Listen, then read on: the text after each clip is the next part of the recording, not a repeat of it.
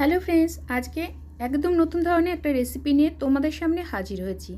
আজকের রেসিপিটি বানাবো ইলিশ মাছের তেল দিয়ে।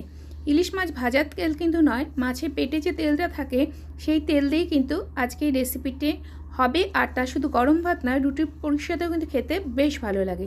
তাহলে চলো শুরু করি আজকের রেসিপি। এখানে আমি নিয়ে নিয়েছি 5 রকমের সবজি। রয়েছে বেগুন, মিষ্টি কুমড়ো, বরবটি, বাঁধাকপি আর রয়েছে শীষ পালং। এগুলো দিয়ে কিন্তু খেতে বেশি ভালো লাগে। আর এখানে নিয়ে নিয়েছি আমি ইলিশ মাছের তেল। প্রথমে ইলিশ মাছের তেলটা ভালো করে ধুয়ে নেব। এখানে সর্ষের তেল গরম করে তাতে দিয়ে দিলাম কালো জিরে আর দিয়ে দিচ্ছি মাঝারি সাইজের একটা পেঁয়াজের কুচি। এইভাবে যেভাবে আমি এই ইলিশ মাছের তেলটা বানাচ্ছি, কোনো দিন না খেয়ে থাকলে অবশ্যই ট্রাই করো, দেখবে খেতে হয় কিন্তু অসাধারণ। এরপর এর মধ্যে দিয়ে দিলাম ইলিশ মাছের তেল। এবার ইলিশ মাছের তেল খুব ভালো করে পেঁয়াজ আর কালো জিরার সাথে প্রথমে একটু ভেজে নিচ্ছি এই মিনিট খানেক মতো। এরপর এর মধ্যে দিয়ে দিলাম স্বাদ অনুযায়ী নুন। সবজিটাতে যতটা নুন লাগবে ঠিক এক সম পরিমাণ নুন কিন্তু আমি একবারই দিয়ে দিলাম। এবার নুন দিয়ে তেলটাকে খুব ভালো করে ভেজে নেব। প্রায় মিনিট খানেক ধরে আরও এই তেলটা ভেজে নিলাম। যখন পেঁয়াজটা নরম হয়ে যাবে, এরপর এর মধ্যে দিয়ে দিয়েছি আদা আর লঙ্কার পেস্ট, যেটা আমি ভিডিও করতে ভুলে গেছি। তোমরা কিন্তু অবশ্যই আদা আর লঙ্কার পেস্টটা দেবে, তাহলে খেতে বেশি ভালো লাগে। এরপর ভালো করে মশলাটা কষিয়ে নিতে হবে। যতক্ষণ না পর্যন্ত মশলা থেকে তেল বেরোবে ততক্ষণ পর্যন্ত কষিয়ে নিতে হবে। এই দেখো মশলা থেকে তেল বেরোতে শুরু করেছে। এবার এর মধ্যে দিয়ে দিচ্ছি কেটে ধুয়ে রাখা সবজিগুলোকে। একসাথেই সব সবজিগুলো দিয়ে দিচ্ছি, আলাদা করে ভেজে নেওয়ার কোনো প্রয়োজন নেই। একদম এইভাবেই মাছের তেলের সাথে একভাবে ভাজবে, তাহলে খেতে বেশি ভালো হয়। আর পুরো সবজির মধ্যে কিন্তু ইলিশ মাছের একটা গন্ধ আর যে টেস্টটা তাহলে পাওয়া যাবে।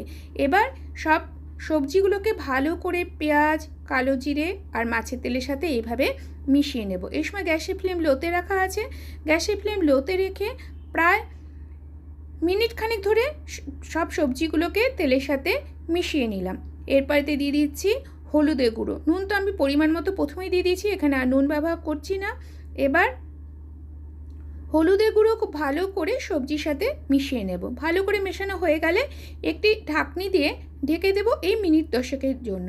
এই সবজিতে কিন্তু আমি কোনো জল ব্যবহার করিনি, তোমরা চাইলে করতে পারো, তবে এই সবজি থেকেই প্রচুর জল বেরিয়েছিল বলে আমার আর জল দিতে হয়নি। এই দেখো প্রায় মিনিট 10 পরে ফিরে এসেছি। মাঝে কিন্তু দুবার আমি এগুলোকে নাড়াচাড়া করে দিয়েছি। সব সবজিগুলো খুব ভালো করে সেদ্ধ হয়ে গেছে। এরপর এতে দিয়ে দিলাম সামান্য পরিমাণে চিনি। চিনি দিলে খেতে বেশি ভালো লাগে, তবে তোমরা যদি চিনিটা দিতে না চাও না দিলেও চলবে, এটা অপশনাল। এবার খুব ভালো করে চিনি সবজির সাথে মিশিয়ে নিচ্ছি।